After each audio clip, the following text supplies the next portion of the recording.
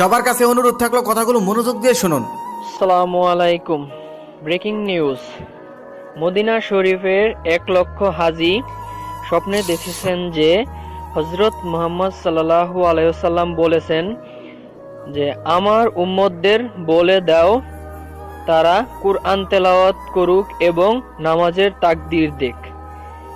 এই মেসেজটি যে 20 জনের কাছে পাঠাতে পারবে সে 9 দিনের মধ্যে যে কোনো একটি খুশির সংবাদ পাবেন, আর না দিতে পারলে 20 বছরেও কোনো খুশির সংবাদ আসবে না। দয়া করে কেউ এই ভয়েসগুলো বা এরকম মেসেজ কখনোই শেয়ার করবেন না। শুনেন, এটা শেয়ার করলে আপনি কখনো ভালো সংবাদ পাবেন না। ভালো সংবাদ পেতে হলে আপনাকে ভালো কর্ম করতে হবে। কেউ একজন আপনাকে শেয়ার করলো, যেহেতু এখানে রাসূল সাল্লাল্লাহু আলাইহি সাল্লামের নাম দেওয়া আছে, আপনার বিশ্বাস হতে পারে, তখন আপনি শেয়ার করলেন এটা ভেবে যে আপনার একটি